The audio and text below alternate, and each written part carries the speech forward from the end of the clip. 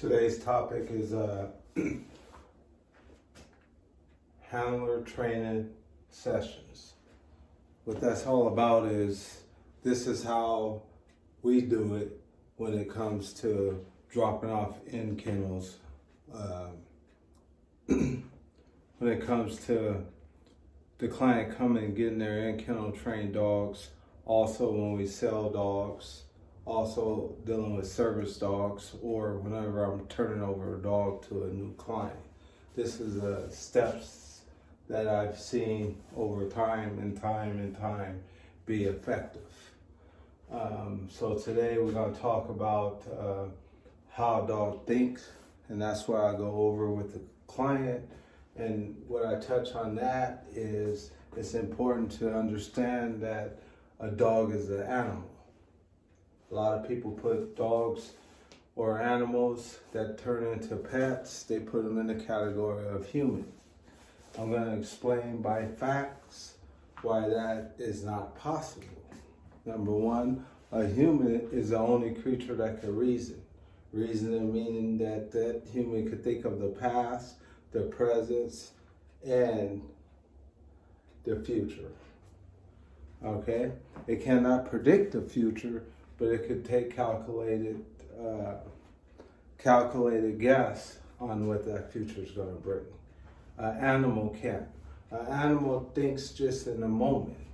What I mean by that, if an animal does an action, it's not thinking about last time it did it, or it's not thinking about what happened when it did it before. The only way an animal can think about that is if that story is really similar to a past story that animal encountered.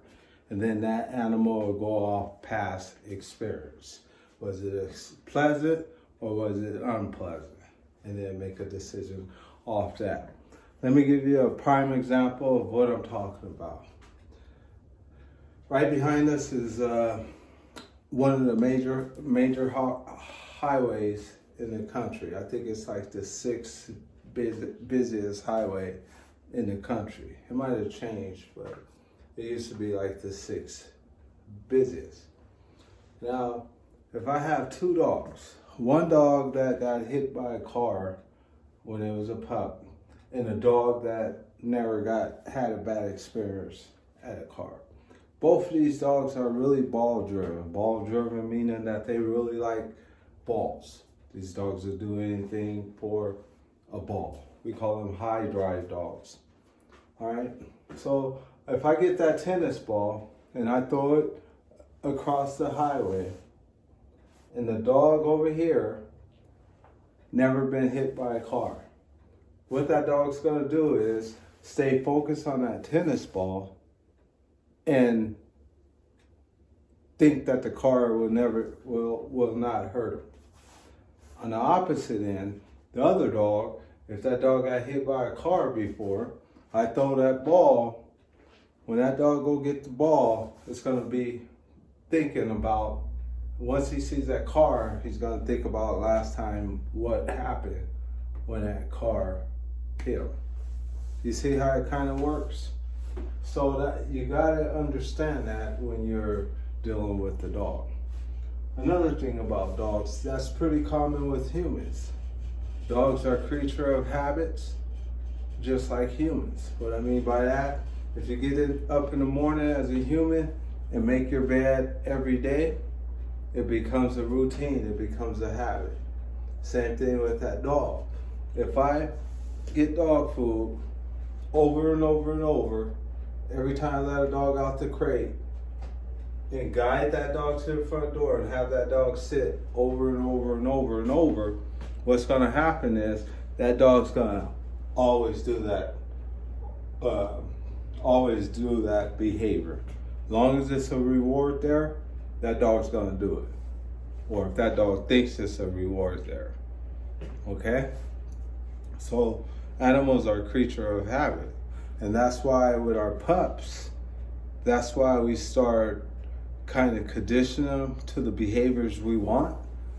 Like the sits, the downs, the comes, the stays, the waits. we condition them to those behaviors.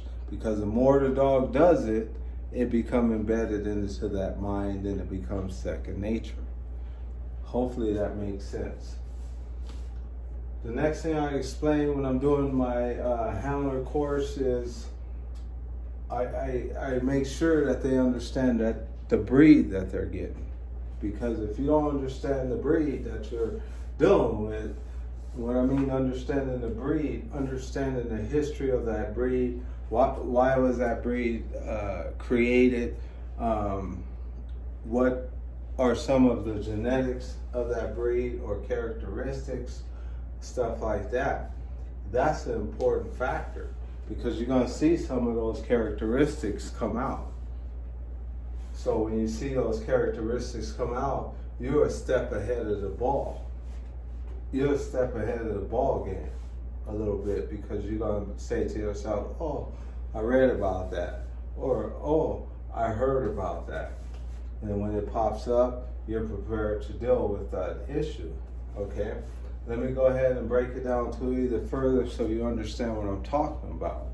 There's different categories of breeds, and they put them in different categories. If you go to the AKC, they broke it down to, let's say you got your working group, you got your sporting group, and then you got your terrier group, and it's broken down to those categories.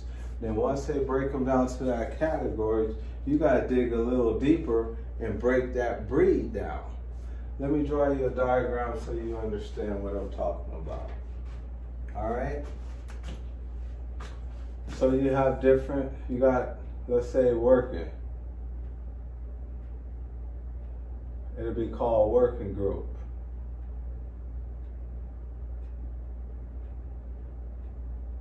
Okay? So that's that category right there. Underneath that category, you're gonna have a list of different breeds that come out of that working group. Okay? And these are your breeds.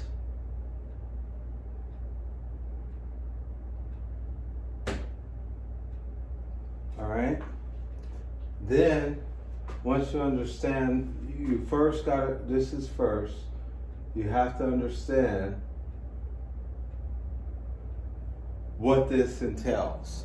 So you look that up, you understand what that entails.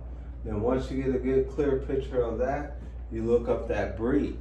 And that breed's gonna break that characteristics down a little deeper. Because all these breeds are a description of this.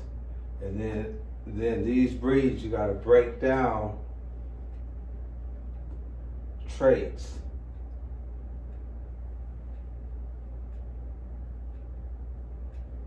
And characteristics. All right? And that's how you come up with the genetics and breed. Okay? And then when you start dealing with genetics, you got to understand there's good genetics and there's terrible genetics. Good genetics, what we look for is good nerves, good clear thinking, good body structure, good conformation. Those words we use for genetics. Now we're going to talk a little bit about genetics. You cannot train genetics. The dog either has it or the dog doesn't have it. Let me break genetics down so you understand genetics. Genetics falls, let's talk about the bad genetics, okay? You might see a dog that's skittish. You might see a dog shy. You might see a dog overly protective.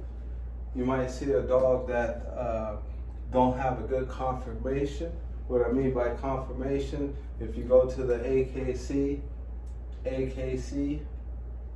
and look up that breed, it's going to tell you about that breed's body structure, what that breed's supposed to be, about how much that dog's supposed to weigh, how tall it should be. It's going to give you a gauge. And that's how that dog's supposed to be bred, okay? When we get into working dogs, we look at that a little bit, but we we try to build the dog to the need that we to the need that we have to have, or to the need that we're looking for. And then good genetics, what we look for in good genetics, we look for good nerves, balanced way of thinking. We look for good structure, sound structure. So those are some of the things we look for. We look for in a dog. Okay, and I go over to handler in the handler's course, so the handler could get a vision of that dog and make sure that dog's put together correctly. All right.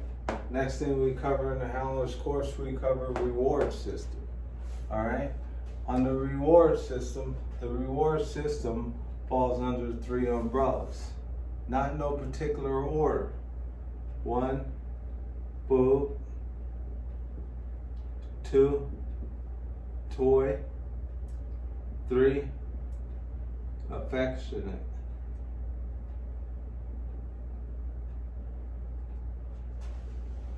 Affection falls under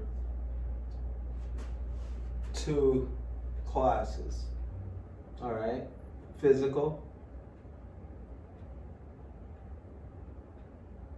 All right, and then you got verbal.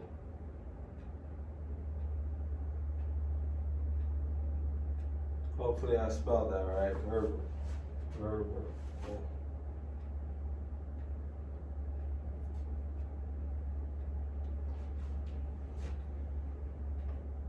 Spelled that wrong. Okay. We're going to touch on all 3 of these.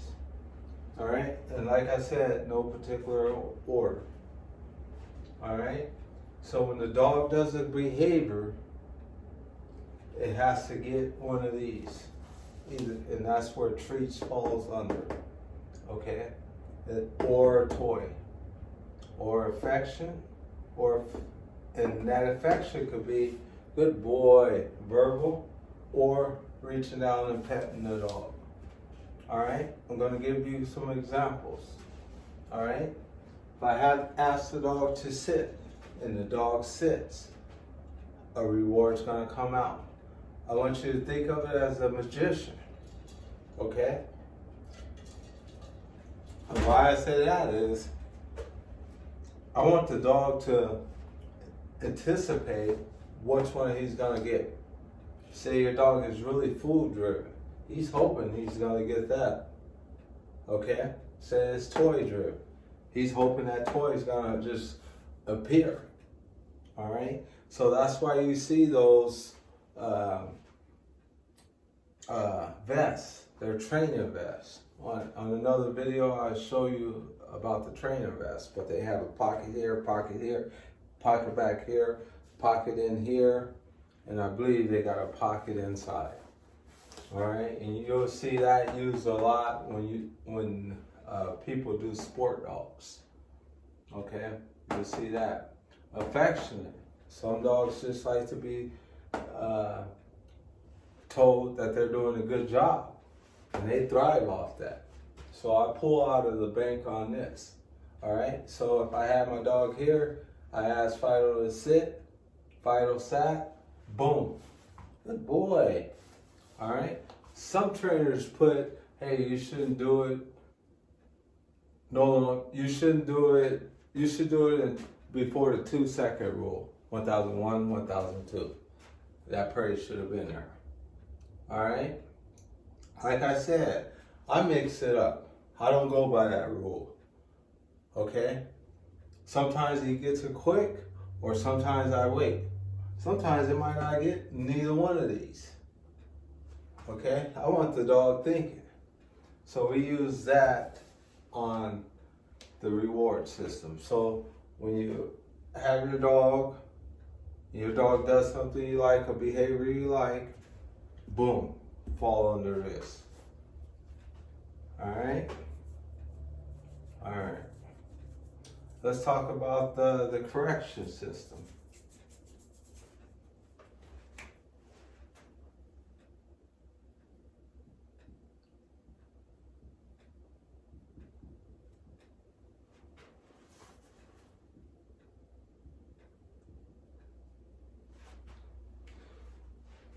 All right, on the correction system, the formula is pretty easy that we use. My theory, the theory we use at this kennel, we want the communication as clear as possible. I hear some trainers that talk to their dog, or even some clients come in here, been with another trainer, and go, ah, what does ah mean? And how I demonstrate is, I have 4 different people in the room. I ask that person, and everyone else got to be quiet. What does "ot" mean to you? Then I ask the next person. Then I ask the next person, and it means something different to everyone in the room. Then I go around the room and say, what does "no" mean to you? What does "no" mean to you? What does "no" mean to you? And usually when I say no, it usually means basically the same thing. So I want it clear to the dog. If it means no, and 4 different people could give me the same definition just about, that means that it's very clear. So once the dog knows the information, and this is not considered a green dog. It knows its obedience when I do my handler training course. So I say no and redirect the dog. Plus redirect.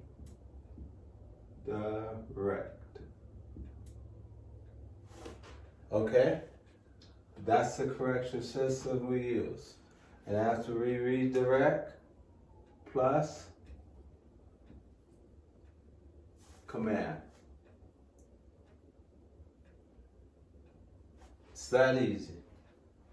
Let me give you an example of how it works. If I had a little kid right here, say about 2 or 3 years old, it doesn't really understand. Okay, it knows a little bit of words, what the parents been repeating to the kid. Okay, so the kid just learns how to walk, but can stand up and walk. It falls a little bit, but it can stand up. So this kid starts coming over here, going into the kitchen. I'm gonna get up, say no, stay over here, and grab the kid and walk the kid back here. Same difference in dog training. If the dog does a behavior that it knows, but it does the wrong behavior, all we do with our leash is grab it, tell them no, bring them back, and then just loosen everything around its neck. Why we loosen things around the dog's neck when the dog's in position? Have you ever studied a litter of puppies and their mom? We just had a litter of puppies. Actually, we had 2 on the ground at the same time. But if you study that mom and those puppies, when the puppy's doing something it shouldn't be doing, the mom goes, grabs the puppy by the neck, brings the puppy what she wants, and releases it. So we use that same formula when we are teaching a dog something we don't want the dog doing. That's why in our handlers course, these dogs should stay on the leash in the house approximately 2 weeks. That's just approximate. Depending, each dog is different. How are you going to redirect that dog, and that dog does not know the rules of the house, if the dog does something it's not supposed to be doing in the house? I don't care how well trained that dog is. That dog's in new territory and trying to figure out the rules of the house and the routine of the people. Some dogs could just naturally blend in. Some dogs need to be redirected. So that's where that plays. So we're going to demonstrate. If I want my dog to sit and my dog did not sit, all I'm going to do is say no, pull up on my leash, ask the dog to sit. Once the dog sits, I'm going to release that pressure. It's that simple. All right?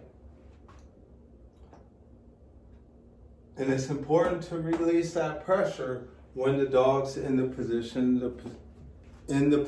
that the dog's supposed to be in, because everything around the dog's neck should be loose. All right? So remember, no, redirect, and recommand. All right? So like I said, if I want my dog down, and my dog did down, but my dog knows and understand down, no, make him do it. Or make her do it. It's that simple. So that's how we kind of do the correction system. All right? And I'll get into tools with them a little bit, explain to them the different types of tools and the tools that the dog's gonna have on. All right? We're gonna have another video covering the different tools. But once they understand this formula, and then plus the commands, then we go out and do hands-on on the dog. All right? I tell you what, subscribe to our page, like our page, follow us on Facebook. I'm gonna have a lot of content come out. All right, so follow us. I'm gonna do content on business. I'm gonna do content on different positions in the kennel. I'm gonna do content on service dogs. I'm gonna do content on pet training. I'm gonna do all type of content. You know, content on boarding. You know, running a boarding facility or running a daycare, all that. Just and I appreciate all the people that's been calling me, asking me for more content or emailing me. Just keep on following us and hit that subscribe and then hit that like button. And then I'll be putting a little bit out on Facebook as well. All right, so make sure you subscribe and follow us, because I got a lot of information coming. Thanks.